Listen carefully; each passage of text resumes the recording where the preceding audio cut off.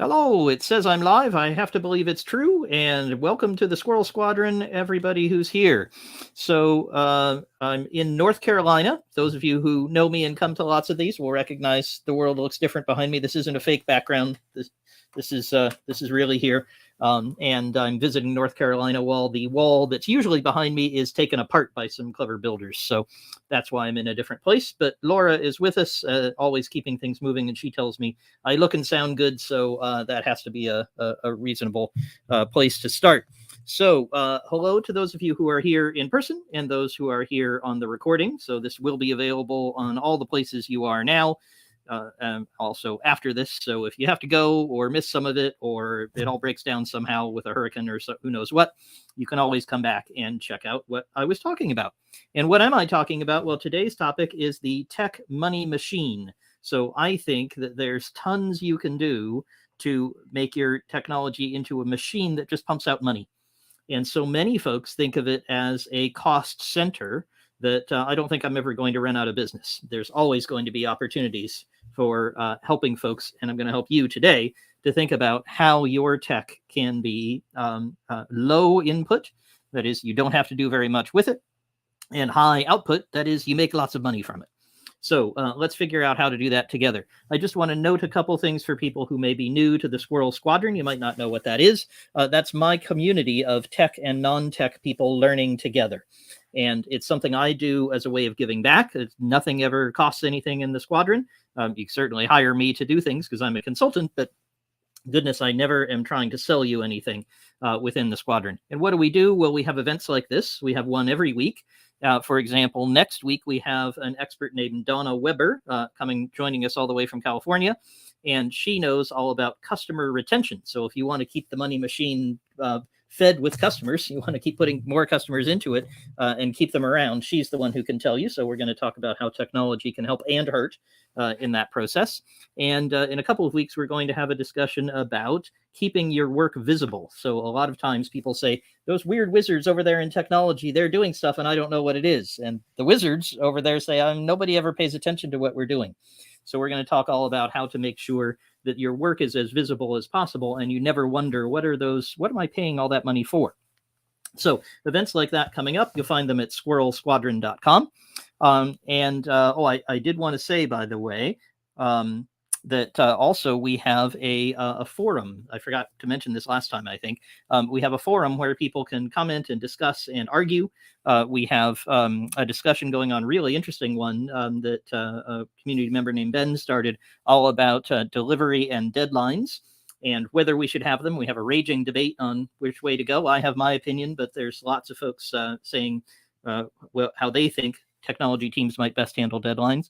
We had another discussion, very interesting, earlier this week about how to make big changes in your organization, whether tech or not, by making people uncomfortable, and what ripping off the plaster might feel like. For those who are Americans, tearing off the Band-Aid, same thing. Hi, Keir. Always good to see you. And also, Keir's done a perfect job of commenting and saying hello. I'd like all of you to do that if you don't mind, because I want to make sure I talk about the things that are relevant to you. We had a nice poll up on the forum that gave me a little sense of where you folks were on level of automation, level of money machine-ness, but not everybody got a chance to comment on that. So please make a quick comment, just say hello. And what brought you here? What kind of questions or thoughts do you have? One of the challenges with these live streams is it's me talking, but it's much, much better, as many of you who know me know, if you guys are asking me questions, interrupting, disagreeing, and arguing. So Keir's got us started. Would you mind please adding lots more? What are your comments, questions? What brought you here? What should I make sure to cover? Because I got all kinds of ideas. I can just talk for forever, but I'd much rather do things relevant to you. Okay, well, let's start with a little story. And some of you may know parts of this story. I certainly wasn't part of this story, so you may also correct me. That would be great if you know more about how this story came to be. But the bare bones of the story are this. Once upon a time, there were some people who made a way for folks to share beautiful photos of their food and of their faces and of their latest outfits and other things. And they decided to call it Instagram for some reason. I'm no branding person, so I have no idea why they chose that. Hi, Roland, by the way. Nice to see you. And when they did that, they decided to do something very contrarian. They did something very unusual, which is they didn't grow their employees. So they started with a certain number and they grew it very, very slowly. But the typical thing you do, and lots of my clients do this, is say, okay, we're at 20 employees now. Now what we need is to hire 20 people overseas, and then we need to add another 10 people in our data team and another 30 over here. And eventually they have 200. And somehow that's a signal of success. I think that's not a good signal of success in your technology team. And we'll talk a lot more about that. What these folks at Instagram did is keep their technology team and their whole company, in fact, extremely small. And then, of course, they got bought for, I think, something like $1 billion by what's now called Meta. I can't keep track of these crazy names that everyone keeps changing. So Mark Zuckerberg and Facebook or Meta bought them for this huge amount when they had 18, that's a 1 followed by an 8, employees, total employees in the whole company. And the number of engineers was something like 10 or 13. Now, I may have some of those numbers imperfect. Apologies if I haven't got everything exactly right. But the amount per engineer, the amount per employee of, first of all, purchase price, but also income and profit and value created was absolutely huge. And I bet almost all of us listening here, certainly me sitting here, can't say that we've ever created that much value per person. And I think that's the crucial thing, because the philosophy that I think you'll hear a lot about here today, and one that you'll hear often from me, is we have one, really only one, highly scarce resource, massively lacking resource in technology, because all the other resources except for this one are plentiful. So you can get more servers. You can get more bandwidth, you can get more memory, you can get more services running, you can get more memory for your software to run in, you can get more partners to integrate with. There's a huge abundance of all of these materials. The thing you can't get easily, even in a slightly down economy like we have at the moment, is more engineers, is more technical skill. And in fact, that's true of excellent salespeople. That's true of excellent customer service folks, certainly true of operations. They're as rare as hen's teeth, as far as I can see. Anybody with a highly valuable skill is going to be rare. You're not going to have many of them. And because you're not going to be able to have as many of them as you might like, even if you want to grow to 200, you're going to be struggling to get 200 really high quality people. What if you were crazy like Instagram and you had a very small number of highly skilled people and you optimized them maximally? That's the tech money machine. That's what we're going to talk about more. Hi, Nick. Glad to hear from you. Oh, software supply chain and physical supply chain. Fantastic. Okay. Nick, we may get to some of that. If we don't, I want you to have a look on the forum for a great discussion I had with Lisa Anderson in the end of July, if I remember right, where we talked extensively about supply chains. But I do want to say more about that. If I don't get to it, you pipe up and wave at me and make a comment, which I'll see, and I'll make sure to cover it. Hemel says people's bandwidth and memory is limited too. Absolutely. So even if you have some great people, you could try to be a Steve Jobs and say, print T-shirts that say I'm working 90 hours a week and loving it. But for the last 50 of those hours, probably the last 60 or 70 of those hours, you're getting much less. They're creating negative value. So you can't work your existing people harder. The trick is to have a small number of them and get the maximum value out of each one. Okay, so let me give you a heuristic that I use because I do things like my tech radar to evaluate companies. And then, of course, I come and do due diligence and health checks and so on to evaluate them in more depth. And one of the things I always want to do is understand how much that technology organization is costing. And I want to get the wrong answer, right? I want to make sure I get an answer that is not accurate, but really fast, but accurate enough for me to conjure with. It's not going to be off by orders of magnitude. So the way I do that is extremely simple and more or less currency agnostic. I just multiply by 100K, by 100,000. And if I take the whatever the number of engineers is times 100,000 in any of the major currencies, if I'm in rupees, I think I have to add an extra zero, but in any of the major world currencies, that comes out about right. So a typical engineer when you count all the costs, for instance, in the US, you have to pay a lot of healthcare. In the UK, you have extra costs for additional HR rules and things that we have in UK and Europe. When you count everything, you get about 100K, give or take 20% somewhere. And so you can calculate about what you're investing. What is your cost that's going into your money machine? And if you can understand that, then you have a slightly more difficult task. How much value is that organization creating? We're not going to focus as much on that side today. But if you can calculate both how much you're spending on your technology and how much you're getting out, well, then you have a very nice fraction. And too many of us, I think, are on the wrong side of that fraction. In other words, we're spending more than the value we can at least accurately ascribe or attribute. So if you're on that side, you're in pretty significant trouble. But even if you're just not sure, or if you have a reasonable return, in other words, you're getting more out than you're putting in, you may be much less efficient than you'd like to be. And that's what we're going to look at today, is different ways to be super efficient with what you're investing. Okay, so let me start with a very important and counterintuitive notion, which then we'll drill into. And that is, you need to drive away some of your customers. You need to have the right kind of customers who are going to be amenable to your highly optimized, highly efficient mechanism for making money from your technology. Now, that's counterintuitive because lots of us, especially if you're in sales or if your company is really highly driven by customer demand, you'll be saying, my God, I've never seen a customer request I didn't fill. I've never seen a customer I didn't like. I want to have more and more and more of them because that's the way I'm going to make more money.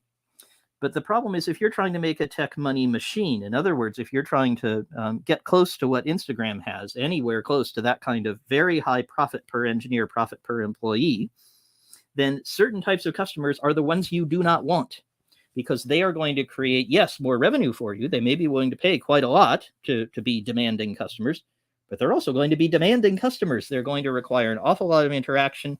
Your integration folks are going to have to fly out to see them. Your engineers are going to have to deal with antiquated systems to work with. If there's a retail customer, it may be someone who makes a lot of returns, who asks a lot of questions and demands a lot from customer service. There are lots of different types of customers whom you do not want. And so what I'm going to talk about is some of the things you can do to drive away the customers you don't want and keep the ones that you do. Now, let me drill into that a little bit. We've got some very good examples that we're all familiar with, maybe frustrated by, but familiar with. And one that I can certainly tell you about is Gmail. Some of you may not know the origin story of Gmail. Shockingly, some of you may be younger than Gmail, which is really terrifying to me. So if you weren't born when Gmail was invented, please don't tell me that, or I will feel that I have more gray hair than I already do. But when Gmail started, it was a side project by an engineer in the Google organization, and they said, gosh, mail is frustrating to deal with. We could have it here in a browser. It would be much simpler to deal with, and we could get a lot of usage out of it and integrate with search and other good things. So they built it and put it up, but what they never did is create any kind of customer service behind it. You try to find somebody that you can phone about a problem with your Gmail. Believe me, I have, and so has my mother-in-law. And many of you probably have people in your families who might be less technical, who are trying to use Gmail or a similar thing. And unlike Microsoft Outlook, which does have a support program, and you can actually sign up for it and pay Microsoft money, and when you have a problem, you phone, you get a friendly, nice person who helps and solves it for you. Google does not provide this, and they do not want to. And so people who are frustrated by that and who really want a voice on the phone are essentially being told by Google doesn't even bother to answer the phone enough to tell them go away, but by their actions, they are driving away those customers, and those customers need to go to some other service or somebody who will provide service on top of Google Mail or something else, but they are being driven away correctly by Google. This is a good choice by Google, although very frustrating for lots of us. There are horror stories, by the way, you can read on the web of grandmothers and grandfathers and people who are a little less technically savvy for one reason or another, who have forgotten their passwords to Gmail. And they can prove themselves in many, many ways, but there's no one at Google to tell. And Google simply does not provide any kind of alternative way to recover your email. Sometimes it contains, your pictures of your grandchildren and other vital, your documents that are vital and so on. and you literally cannot get them.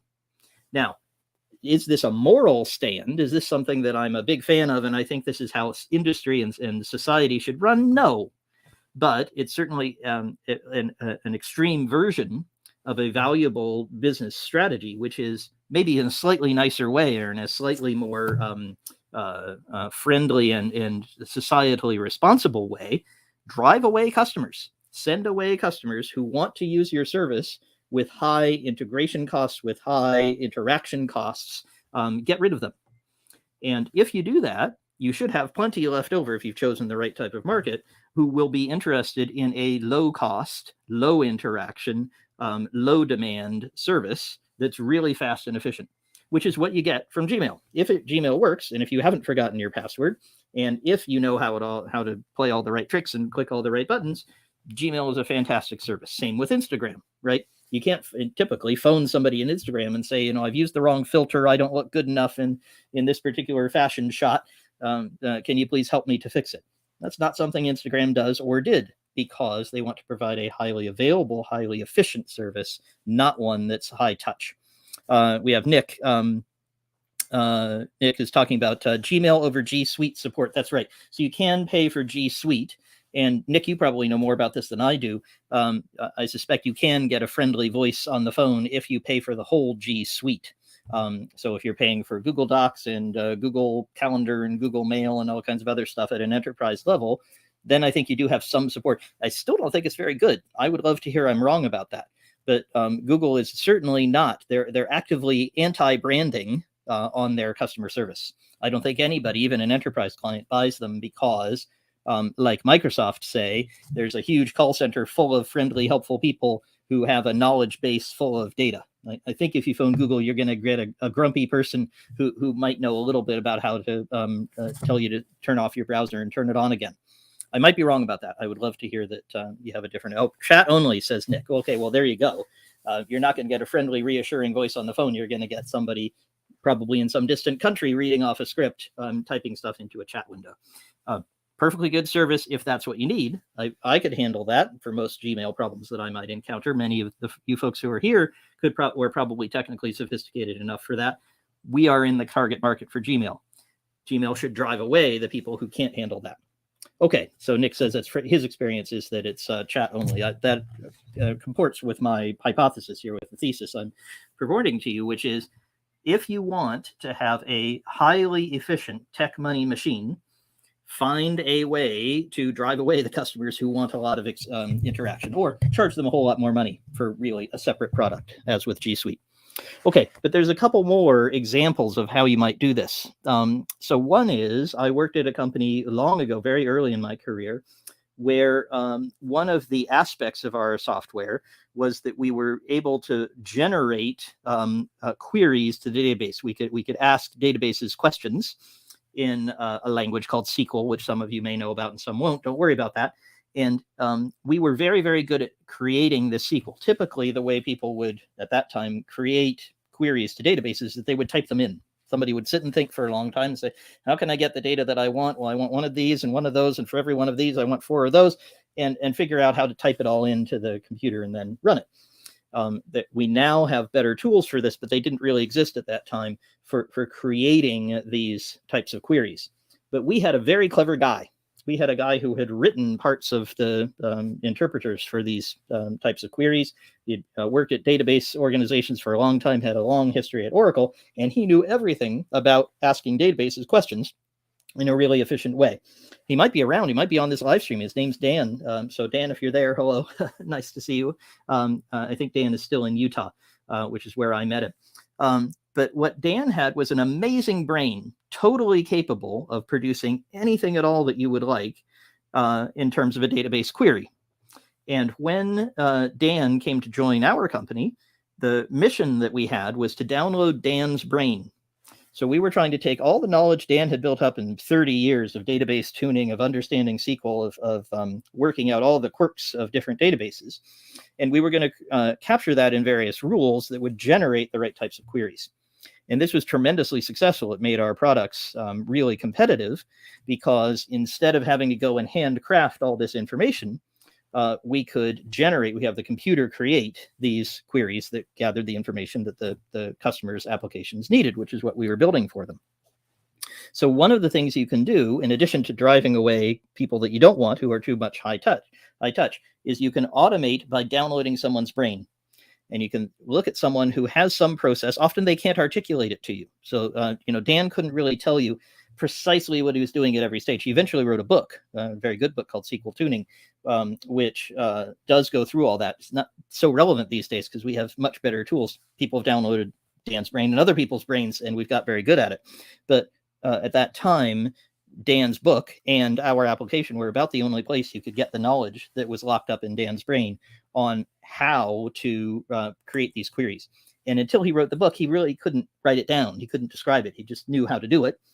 And by us capturing it in the software, we codified and reified and captured the information from him. And that created a tremendous opportunity for automation and a big business opportunity for us. So look for opportunities to download somebody's brain.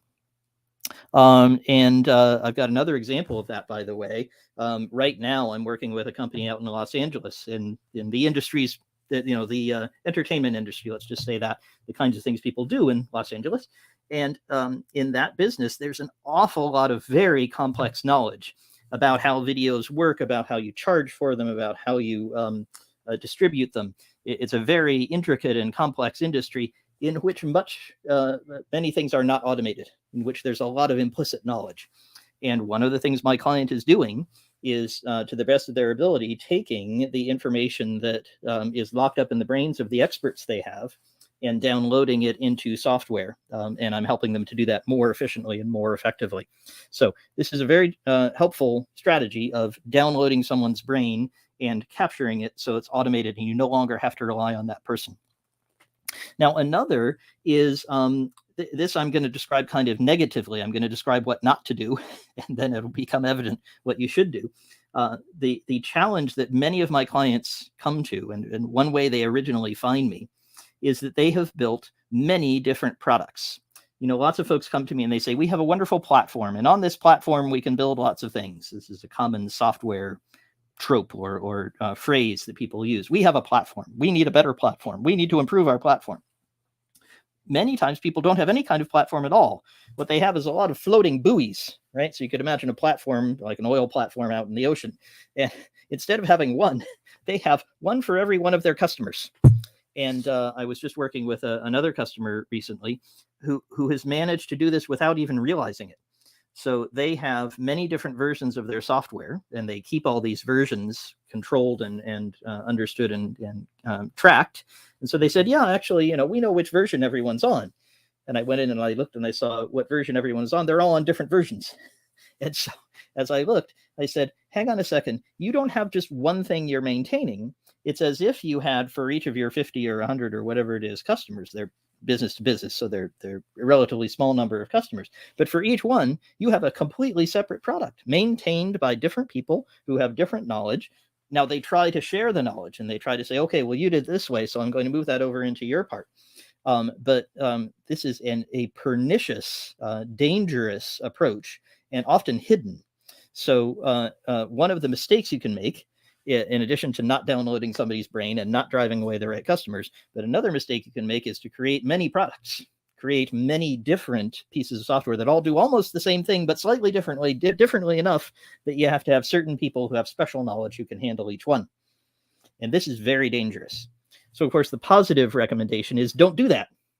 But almost nobody sets out to do that. They don't wake up in the morning and think to themselves, what I'm going to do is create a multiplicity of different products, and I'm going to try to maintain all of them at very high cost, and very much the opposite of a money machine. So that's why I described it in that negative way, because it's very easy to fall into that trap. And very happy to say more about it if any of you are in that particular place.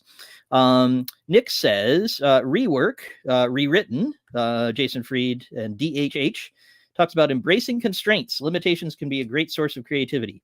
When do you know if a constraint can't be pushed anymore? Excellent question. So the first thing I'll say is I've just been talking about how valuable constraints are. So I've said things like, well, we're not going to grow our number of employees much past this point. And then you say, oh my God, well, if I did that, I'd have to download so-and-so's brain because I can't hire 4 more of him. Well, good. And if I can't hire 3 more of her, then I'm going to have to actually consolidate the product that she's maintaining and actually have a single product, which I'm going to talk a bunch more about. So constraints are indeed a very valuable source of creativity. And although Fried and Hansen are one source of that, that's a notion which has been around in the artistic world for a very long time. Artists like to force themselves to paint, upside down, or write novels without using the letter E and things like that. Those constraints actually lead to quite significant creativity benefits for artists. So that principle is a very good one. It's not quite our topic today, so I won't go too much into it. But I would say if you're not getting value from your constraint and you don't see how to extract more business value from it, then that's probably where your limits fall. So, for example, I wouldn't suggest to Google that they reduce their customer service even more. How could they do that? Well, they might have no documentation. I mean, if you do look up and you type into Google, how do I cancel my account? Or how do I recover my password or something like that? You get some answers, right? So they might say, well, look, we want to have reduce the cost even further. We don't want to have to maintain that documentation, keep it up to date.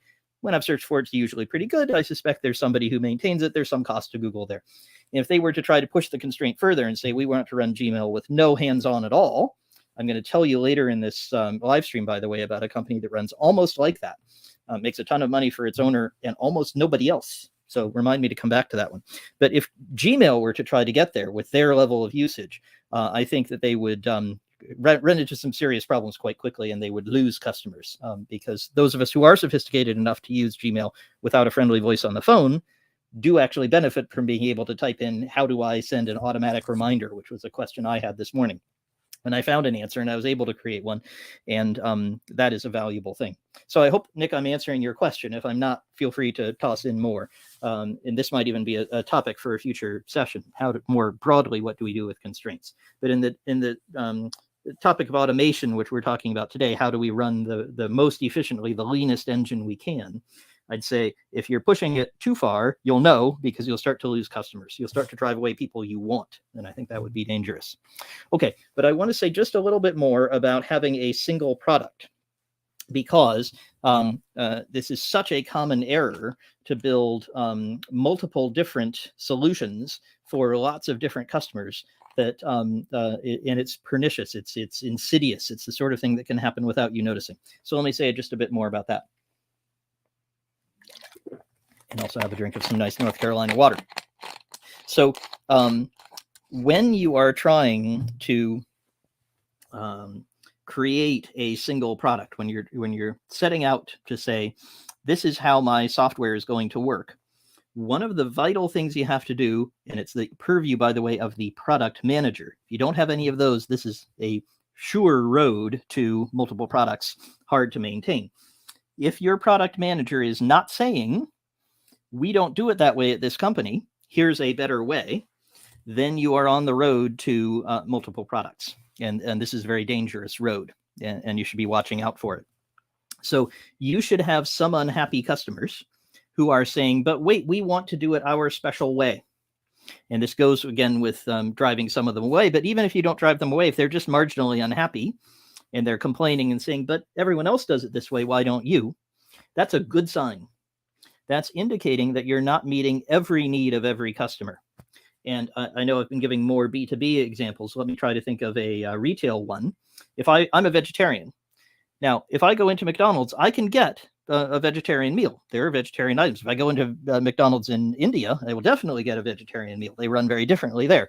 But even here in North Carolina, where I'm visiting, or UK, where I live, if I walk into McDonald's, I can get something. But what McDonald's has not done is put in place a full vegetarian menu with every type of thing I might ever want, because McDonald's is a hamburger place.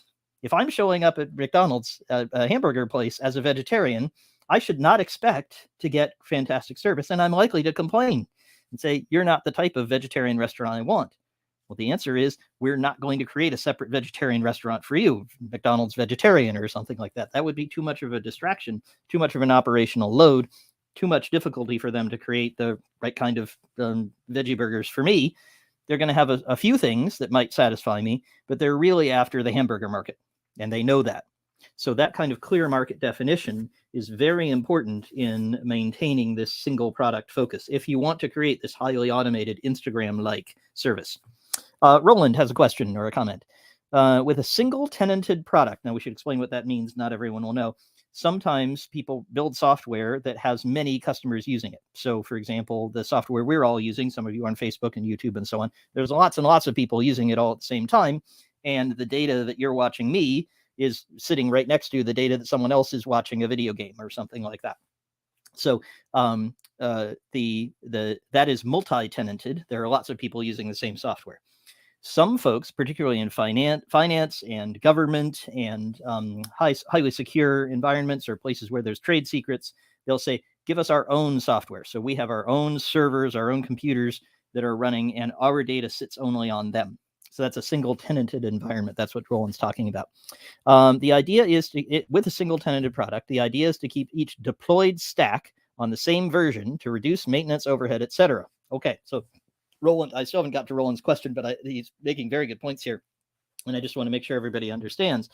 If you've got many people who are all using their own individual versions of the software that's running in a cloud or on a server someplace, or maybe on their own premises, so it's running in their own data center, their own server room inside their own building on their own computers, in those cases, one thing you're kind of dangerous. You're dangling on the precipice. You're driving along on a sheet of ice, and you could easily slide over into the multiple products world because somebody says, "Well, I've deployed it here for me. Can you just make this one tweak for me? Don't worry about those other guys. Just change this thing for me. Wouldn't that be simpler?" And yes, it is simpler until somebody else wants one, and I want another one, and somebody else wants theirs, and suddenly everybody's on a different version. And pretty quickly, this is how the company I was referring to got into the state it did. Suddenly, everybody has their own version. Everybody has their own separate piece of the product. And if I want to update this one, I want to change it for everyone, I have to update this one, and then this one, and then this one.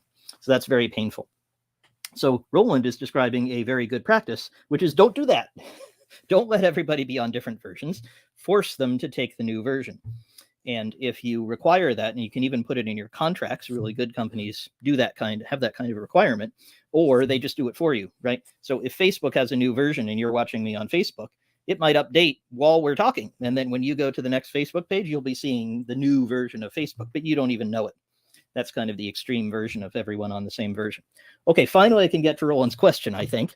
What about in scenarios where you can't do that, i.e. regulated environments that are not allowed to change for a number of months, years, because they've been signed off? I guess you could charge for the privilege. Well, fantastic question. And there do exist such environments. They're thankfully increasingly rare, because those environments where somebody has to sign in triplicate and agree that something's been tested in quite a number of ways, those people are increasingly realizing that the cost that goes with that, the how far you are from a tech money machine, because you have to update every single one separately and keep track of all the different versions and the types and so on. The costs of that are so high that they're typically higher than the risk you're trying to reduce. Now, if any of you are building nuclear power plants, please make sure that you sign all the right pieces of paper. I live near one. I would kind of like one not to explode. So please do that with nuclear power plants. If you're sending rockets to the moon, the Indians just got one there. So good, congratulations to them. Those situations, you probably don't want the rocket to explode, the nuclear plant to melt down. So in those environments, yes, you charge an awful lot more. And guess what? That's one of the reasons the software for those pieces of equipment is incredibly expensive. NASA, for example, I did research on this for my book. NASA produces something like 100 lines of code per developer per year. So this incredibly small amount of software, incredibly really well tested, so that they can actually launch the rocket at the right time and get it to the right place. So it may be that you're in that kind of environment and the cost is absolutely ginormous. You're not building a tech money machine. But Roland, the problem is that in many of these cases, what people have is a desire for control that is inaccurate, that's overblown. It's more than they need. And what they don't understand is that it's actually very helpful to have the option to update frequently. And if you actually update frequently with a lot of tests and controls and safety, you actually can deal with problems much faster, and you actually reduce the risk. So I'll take one example. My car, and I think many of you will probably have cars that work this way these days. Most do. Tesla was the first, I think, updates its software that runs how my car operates over the air. It has a cell phone essentially inside it. It gets onto a network. It gets new versions which are carefully checked and thoroughly updated and tested to work properly in cars. And it downloads it and it prompts me. It says, hey, would you like to download the new software tonight? You won't be able to drive your car between 3 and 3:30 in the morning. I say, that's fine. I was planning on sleeping. So my car updates and it gets the new version. Now, that's safer, I claim, than having to take the car to the dealer and having it only happen every 6 months or something like that, which is what saying, well, we didn't have software then, but my father would have had to take his car in that frequently for updates physically to the car to address some issues and problems with it. The problem is a lot of people don't do that. And so you wind up with a multiple versions problem. But even worse, you can't respond to issues in the world. I got an update that purportedly would have helped keep my car from exploding. That sounds good. I don't want my car to explode. So Roland, my suggestion is, first of all, yes, you can charge for the privilege, but that's kind of the nuclear option. Literally, I mean, you want it in a nuclear plant. But even better, I would go see those regulators and find out what kind of limitations they actually have. Because often what you have is regulators over here and 3 or 4 different groups of people, all of whom are trying to reduce the risk, and then you. And I'll just tell you one story. I know I spent a lot of time on this, but it's a common question, so I really do want to nail it, and very, very well put by Roland. I'll just tell you one brief story. I had a client in biotech who, while they didn't quite make a medical device, it wasn't officially a medical device in regulatory terms, it was pretty close. And in fact, if people got a certain type of result from the test that their product created and ran, that they might cut off parts of their bodies because that part of their body would be susceptible to a disease. And so when I went into that client and I said, hey, I have this idea where we could release more frequently and we could change the software faster. They said, oh my God, Squirrel, you can't do that. People might amputate their fingers or something, and then they wouldn't have them. And you kind of can't undo that. It's not like, you can't drive your car for a few hours, or, you can't get on Facebook and see pictures of cats. This is real high degree real world consequences. And I said, that sounds really important. Hold on, let's not make the change yet. Let's go see those regulator people. It was lucky that we had some regulators who were right there with us. We had some compliance people who were real experts and had done this for many, many years in the environment, in the area of biotech that we were working in. And so I went and found them, and they were in another part of the building, and I sat down with them and I said, we have this crazy idea, and you're going to tell me why we can't do it, but just let's see what we can work out.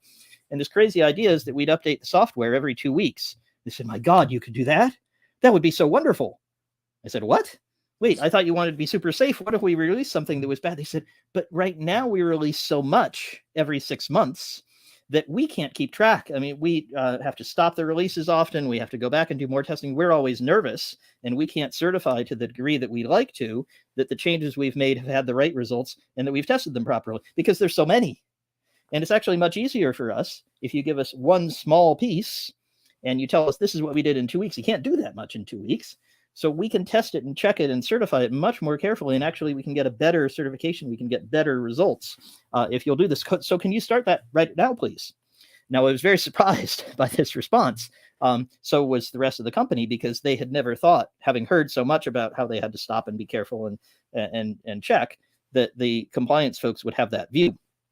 So Roland, a long way of answering your question, but my suggestion is, first, go find those regulators, find out if that's really the case, because often it isn't, and can they see a way to value the risk reduction of frequent changes and staying up to the right version and reducing cost? Can they see that that's got value?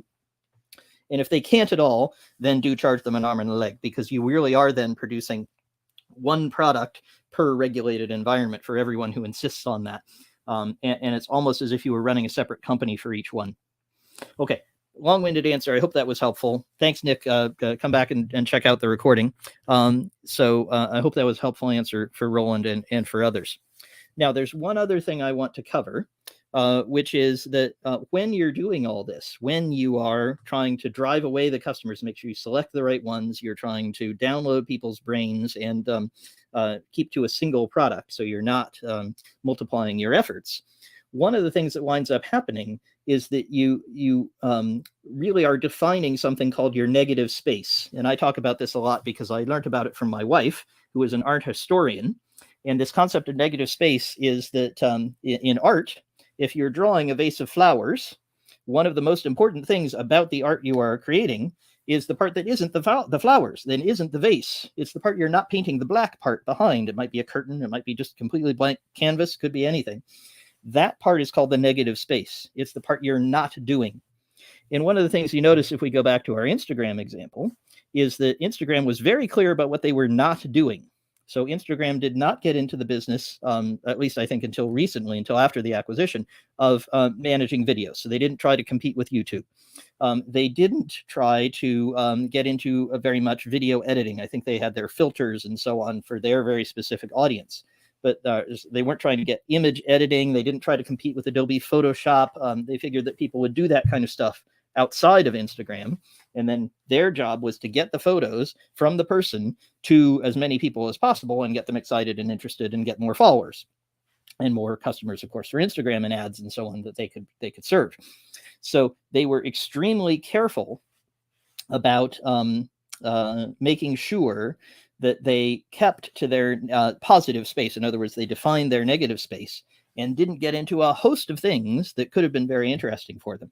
And that's true of many of the other examples we've talked about that we could imagine. You know, Gmail has had eventually some integration with search, but even with ads, I think, which was quite controversial, but really did not get into a kind of a Google suite of multiple documents and so on until very much later in its evolution. So even natural evolutions like that and natural improvements that you could make, those did not come in until much later when the company was really established and could afford the cost, when the product was at the stage where it was ready for that. And I'd strongly advise almost all of you on this call, you're almost certainly not in organizations that are that mature, ready for a quite expansive view of what your product does. Keep your product extremely narrow and make sure it does one thing and one thing really well, and that will simplify your costs, reduce your per engineer costs quite considerably, and allow you to get a lot more profit for each one. Now, Nick reminds me that I was going to talk about software supply chain. Now, this is slightly tangential to our topic, but I absolutely do want to cover it because there is an awful lot of cost in software supply chain. Many of you who are less technical may not know that almost every piece of software you touch anywhere, anytime, even in cars and rockets and other things, has a lot of software that comes from elsewhere. Some of it is licensed, and so someone's paying for it and tracking it. Much of it is free and open source, and it's developed in a community of many different people who create it. But for example, the video software that is allowing me to talk to you, wherever that might be, Facebook or YouTube or whatever, has lots of components which are rendering my face on your screen and coordinating my audio with what I'm saying and so on. And many of those will be coming from disparate sources. So there'll be an open source project over here and something that's proprietary over there, and they've incorporated, and some other team in some other building or some other country within Facebook or Google or wherever it is that is creating the piece of software that all comes together to be the product that you're working with. Our pieces of software today are not single source. There's it's very rare. I don't know if there's any examples that any of us would encounter that come from a single source. Now, Nick says, what's the analogy between that and physical supply chain, right? Take my car again. My car was constructed from many parts, and I'm sure, although I haven't looked into it, I don't even know how my car works, but I'm sure that the people who made the wheels are not the same people who made the wing mirrors, who are not the same people who made the steering wheel, and the same people who made the battery that makes it go. Those are all different people. Some of them are the manufacturer. Some of them are suppliers that the manufacturer uses. There may be all kinds of other sources.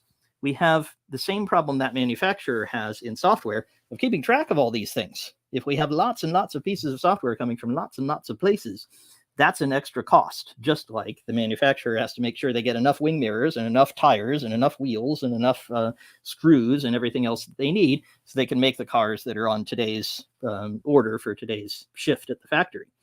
So, Nick, I think this is a very significant source of cost. It's not cost in terms of shipping like it is in physical manufacturing. You don't have that part of it. You don't get a ship stuck in the middle of the Suez Canal and suddenly you can't get your mirrors or something like that, which we did have. But we do have that kind of problem in software.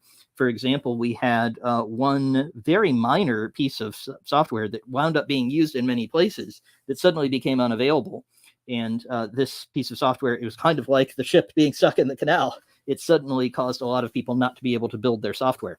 It's quite a big kerfuffle among software developers a year or two ago. And so we have these kinds of shocks and disruptions to the software supply chain. The good news that I have is most of this works very smoothly. So that kind of example is pretty rare. And I haven't seen a lot of problems with people's software supply chains recently increasing their costs. Where somebody has a complex process for maintaining all the pieces. They have to update all of them separately and they have to maintain them in a complicated way. That's pretty rare. I used to see that 20 years ago, but now we have tools, and just for the technologists in the group, we have tools like NPM and I'm forgetting, well, GitHub itself, and that there are others that are slipping my mind at the moment, but there are lots of tools that provide these pieces of software to us and allow us to keep track of the versions and run them well. So this is a place, actually, in my experience, where the cost is not shooting up, where there's not a lot of mistakes. People are still making mistakes all over the place that I talked about before, like not keeping to a single product. That's a very common error. Not downloading somebody's brain, allowing the humans to keep running things without trying to automate their processes. Those mistakes happen an awful lot more often, in my experience, than software supply chain challenges. Nick says he agrees on the cost, but it can be hard to know the cost before they are due. Absolutely. That's why a lot of people are using free and open source software, so they don't have a cost directly to the supplier. And when you suddenly run into a difficulty like I described that was similar to the ship in the canal, where suddenly a piece of software wasn't available and a lot of other pieces of software were dependent on it, that's a place where you can get burnt. A place where people get burnt on this a lot, by the way, is in their cloud providers. So they'll start using Amazon Web Services, and they'll become dependent on the pieces of software that Amazon makes easy to add, right? It's just click a button here and add that thing there. And it might increase their actual cost to Amazon. That's usually not the barrier. I don't see a lot of extra costs turning up there very often. But what happens much more often is somebody says, great, now I'd like to use Google Cloud Platform.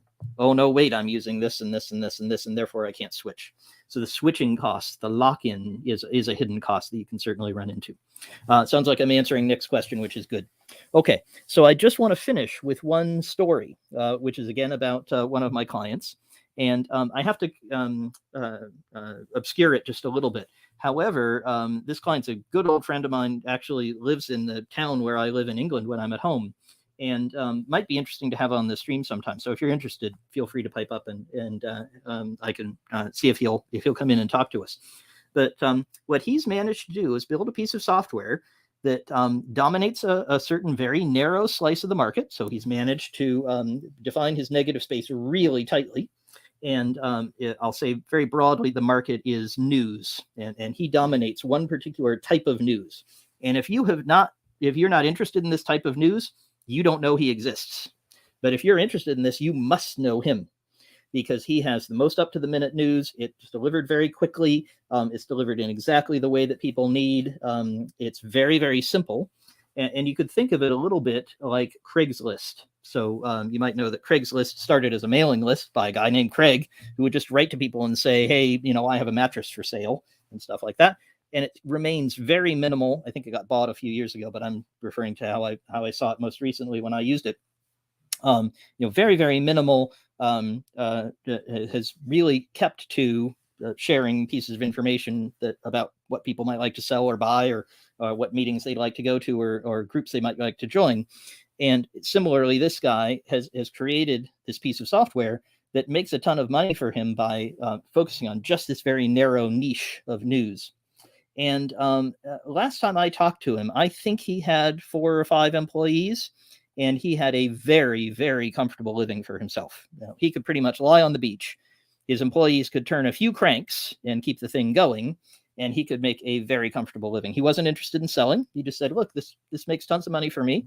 We have to keep ahead of the market. We have to understand what how things are evolving in this little patch of the world, and make sure that we're up to date with them. But that patch of the world doesn't change that frequently, and it's not that hard for us to keep up.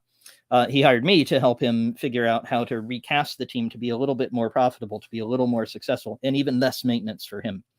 But there are tech money machines out there like this one. And that's the sort of thing that I hope you've learned a bit about how to create by having driving away customers. He's very good at that. He sends away customers who aren't interested in his little niche.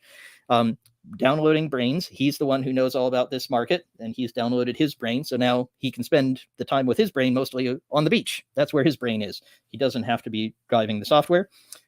He's kept to a single product. It's a retail product. So it's the same piece of software for everyone, for delivering the same pieces of news.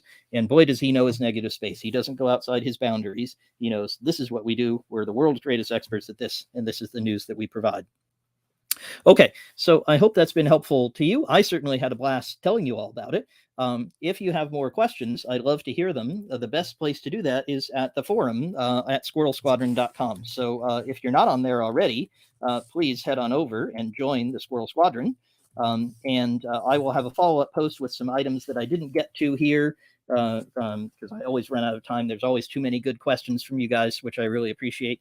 And I'll put up a few more thoughts there. But if you have more questions, you're wondering how you can create a tech money machine, how you can automate, how you can duplicate what Instagram and my anonymous client have managed to achieve, well, please ask. That's what the squadron is for. And as I said, we have lots of exciting events coming up where you can talk more about exactly how to get the most out of your technology team, how to make your technology team insanely profitable. I've had a fun time talking to all of you. Thanks so much. And I will see you at a future event. Have a wonderful day.